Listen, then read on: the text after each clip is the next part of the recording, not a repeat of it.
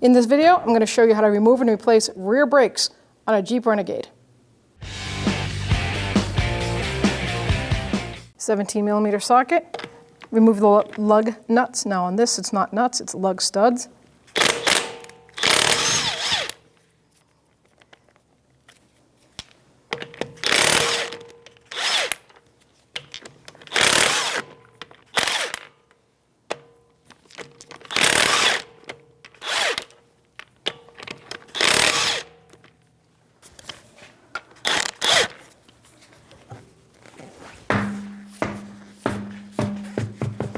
So the rear brakes on this Renegade have electronic parking brakes. So we have to dismount the electronic actuator. So you want to make sure that your negative cable is disconnected and your parking brake is not on. And then you're going to take a little flat screwdriver or a pick. You're going to go right underneath here and pop that little tab and lift up on it, just like that. Get that right out of the way. Now we're going to use a T30, the two mounting screws that mount that, on the back of the caliper, and we're going to dismount it. So here are the two mounting screws, one here and one on this side. That's a T30, that's a Torx bit 30. And we're going to counterclockwise snap them free.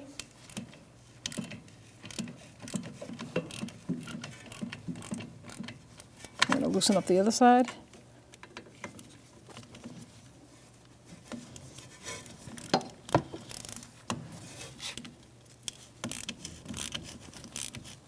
You have a lock tight on the threads, so that's why they're really in there. Of course, you don't want them to come loose. I'm going to reuse them, so don't lose them or drop them. Set those aside, and now you can grab that little motor and just tilt it back and forth, and it will come right off. So now we're going to remove the caliper from the bracket, and that's one bolt up here and one bolt down here. Those are on the slider pins. 13mm socket. Get that located on there and let's break them free.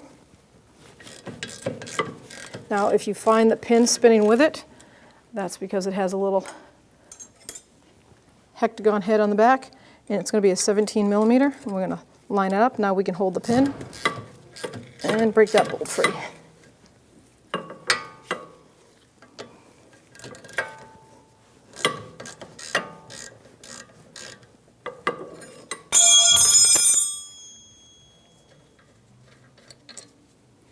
Set it aside, and now we'll do the top. Break the top free, hold that with that 17mm wrench.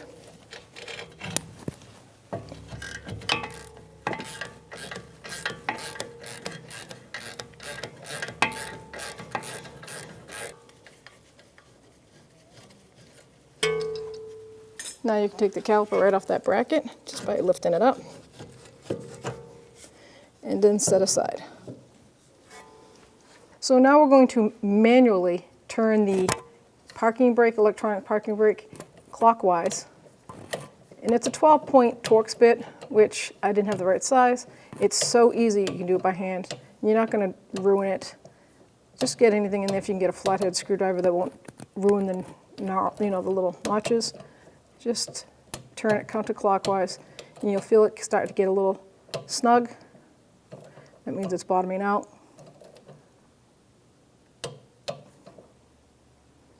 And then go ahead and leave it like that.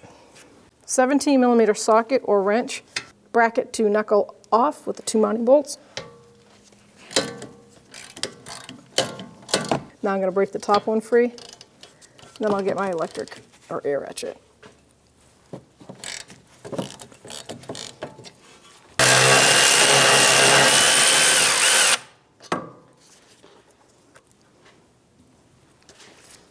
Top one. You're going to want to hold onto that bracket or it'll just fall to the floor.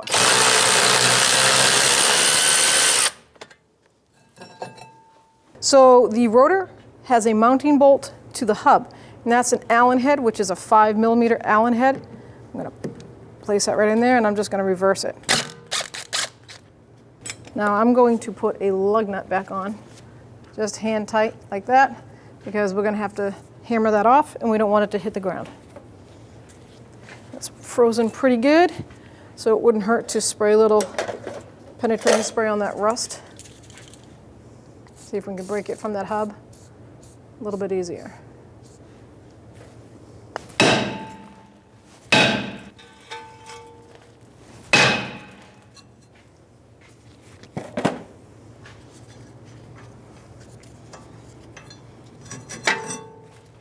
So now with this hub so rusty, we don't want to put a new rotor on that, so I'm going to clean it up. You can use a wire brush. I'm going to use a little sander disc, and we're going to clean it right up.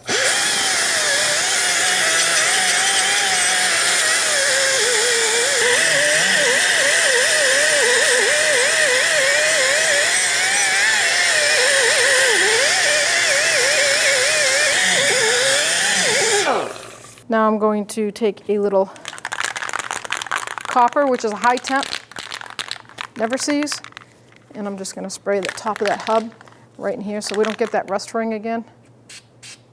For installing the new rotor, I'm just going to take some parts cleaner, brake clean, and I'm going to take that packaging surface oil right off it and any grime.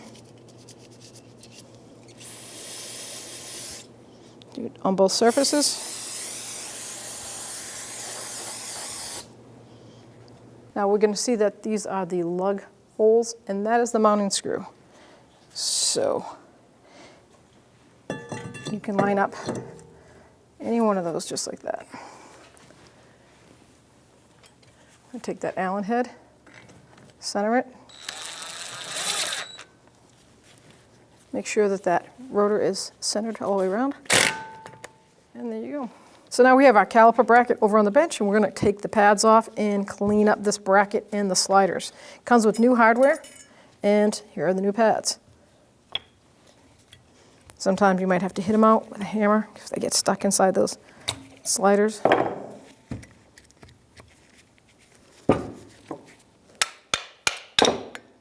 Just like that. Set them aside, take the old tins off.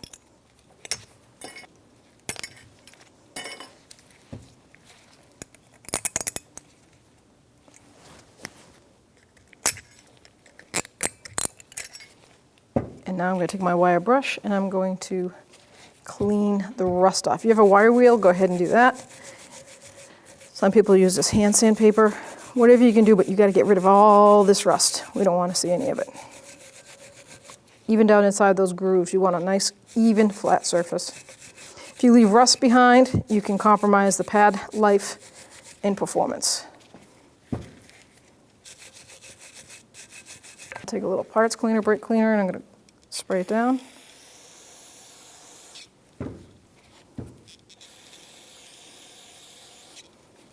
And while I'm letting that dry, I'm going to do my sliding pins. I'm going to leave it in one position because I'm going to do one at a time. Take a rag, and I'm going to clean that. And I'm going to look at the boot, make sure there's no pinholes. It's not ripped, torn. If it is, you have to replace it. That is the difference between a frozen pin and a working pin. And I'm going to put a little bit of dielectric sil grease, or whatever you want to call it, silicone paste. You can use caliper grease. I personally like the silicone. I also like to coat the outside of the boot just to give it a little bit new life.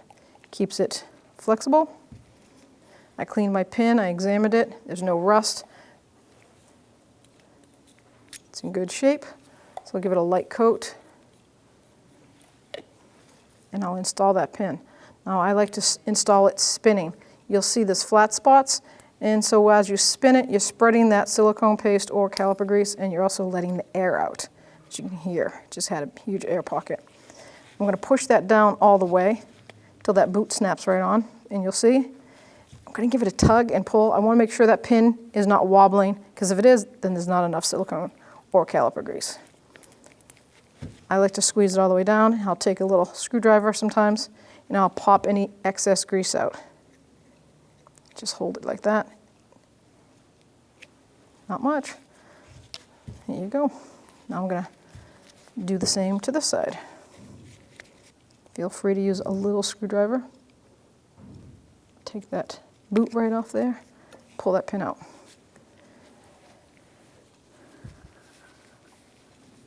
As you can see, most calipers do have one pin has a rubber boot on it and the other one does not. That's why I like to do one at a time. That way I can confuse top from bottom pin. Sometimes they're a hair longer or shorter. You won't notice it by eye.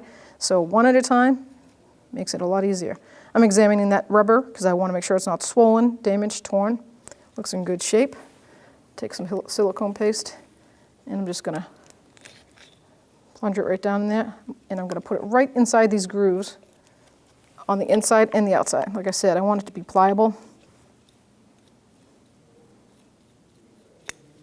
Doesn't have to be caked with it because we have some inside there.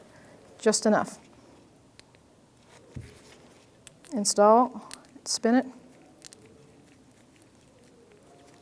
Bottom it out, you hear that boot click. Now see the air trapped in there? That eventually will cause a tear boot. So I just take a little pin, screwdriver, pop it back off the bolt, and I'll squeeze it down like that. Wipe it away. No moving, no shaking. You just want them to be able to pull in and out freely. Now we're ready to put our tins on. These are all dried. I put a little bit of paste on the bottom, so you get caliper grease or silicone. This is water resistant. It doesn't have to be caked. You just want to get inside those grooves so water does not sit in there. Water on steel, you know what it does. Now while it's there, I'm just going to put the tins right on so I don't have to deal with that getting messy. You can see these tins. They have an outer side and an inner side.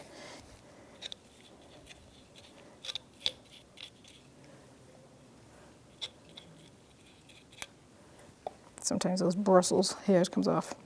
All right, so apply it. Make sure we get all those crevices. Place it down until it snaps.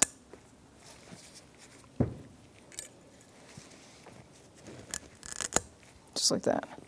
Perfect. Now we're back at the beginning stages. And we'll put our pads in and we'll bring our bracket over to our car. So I'm going to put the inner pad on first. The inner pad has the indicator on it right there, which is the mounting screws. I find the easiest way, especially with all this hardware, these anti-rattle clips.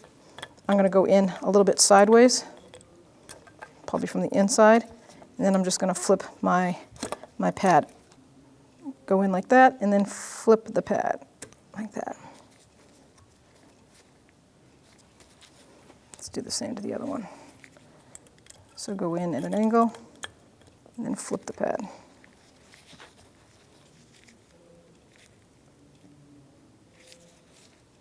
Perfect. All right, let's bring it on over. So now we're going to put our caliper bracket on, and here are the actual mounting bolts. There's 2 of them. I cleaned the threads, and I put a little bit of medium strength thread locker on there. They do come with it from the factory, so you want to clean the old ones off, get the threads nice and clean, and then you can start them by hand.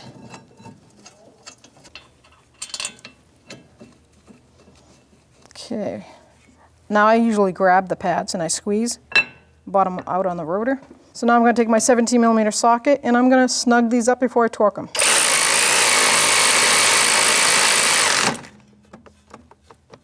Let's go to the bottom. Torque on the caliper to knuckle is 42 foot-pounds.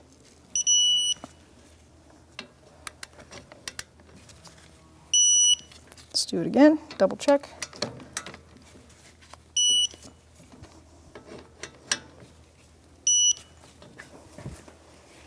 So now we can place our caliper right over the brake pads. Make sure they go over the slider pins. We're going to take our 2 bolts. I've cleaned them and I put a little bit of thread locker, medium strength. Start it by hand. I'm going to put it down as far as it goes actually. And do the bottom one. It's definitely easier to get to these bolts with that electric brake off, the motor off. That's a 13mm socket. Okay, now with my 17mm wrench, I'm going to hold the inside of that boot, that pin from spinning, and bottom this bolt out.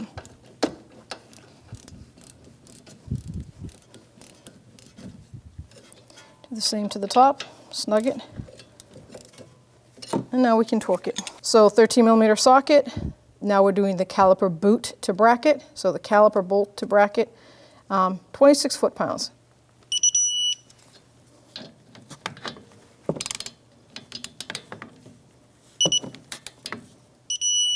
Double check.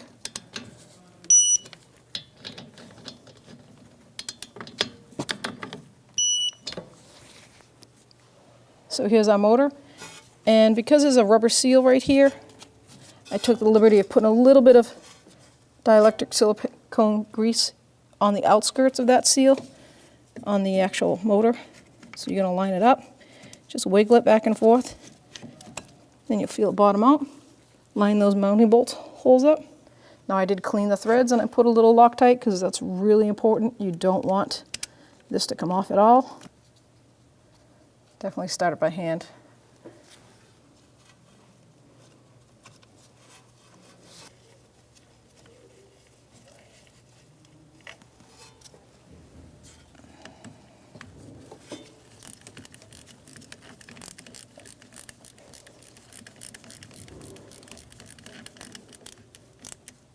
Just snug it. Now I'm going to get my torque wrench. I'm going to go to inch-pounds, and I'm going to put it on 58 inch-pounds.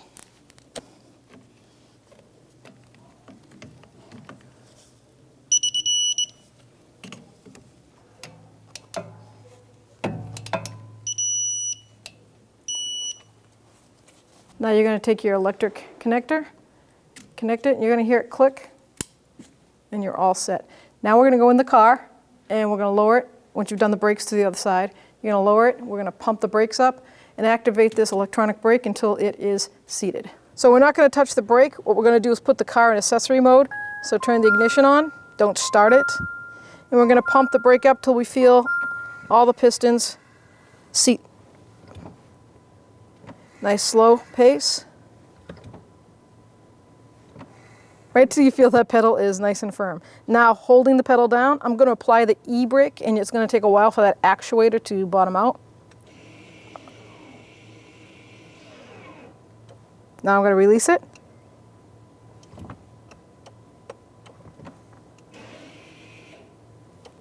going to apply it again. Much shorter distance, that's good. Release. Turn the ignition off. Now to install the wheel. Line up the lug holes.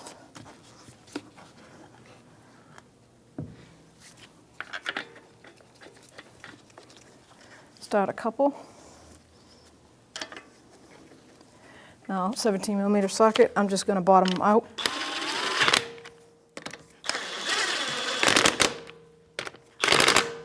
Now I can get the rest.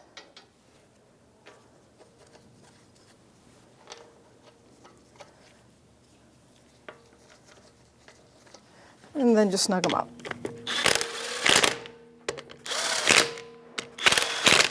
Now we'll lower it and torque it to spec. I'm going to do it in a star pattern, and it's a 17mm socket.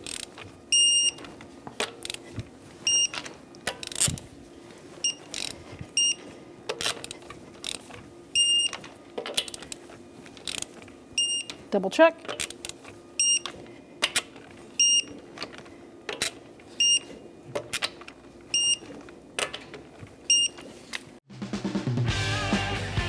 When only the best will do, demand TRQ. The only company that lets you view before you do. TRQ is committed to offering the highest quality aftermarket auto parts that are engineered for peace of mind. Thanks for using and viewing with TRQ.